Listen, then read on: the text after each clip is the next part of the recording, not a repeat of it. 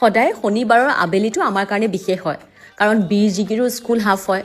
গতিকে আমি আটাইকেইটাই মিলি কিবা এটা বিশেষ ৰান্ধো আৰু খাওঁ আজি মই এটা বান লৈছোঁ আজিকালি ময়দা কিনোৱা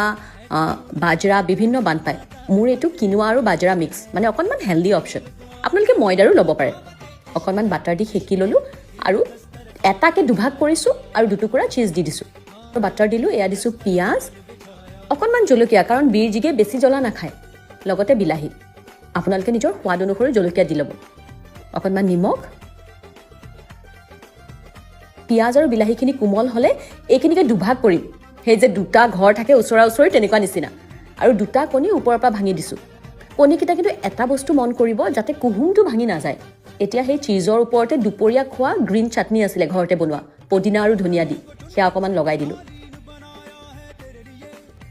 তাৰ ওপৰত এতিয়া অকণমান ধনিয়া আৰু চীজ দি দিছোঁ কণীকেইটা এতিয়া এনেকৈ বানটোৰ ওপৰত দি দিলোঁ আৰু ওপৰৰ পৰা আৰু অকণমান ধনিয়া আৰু চীজ দি দিম আজি মই ইউটিউবতো এনেকুৱা কিবা এটা ভিডিঅ' আপলোড কৰিছোঁ কিন্তু সেইটো হেল্ডি অপশ্যন মানে যিসকলৰ ল'ৰা ছোৱালীয়ে পাচলি নাখায় ইমান ধুনীয়াকৈ পাচলি খুৱাব পাৰি নহয় আৰু তেওঁলোকে গমো নাপায় যে পাচলি খাই আছে আৰু শেষত নিজেই ক'ব যে মা ইমান টেষ্টি হৈছে আজি ট্ৰাই কৰিবচোন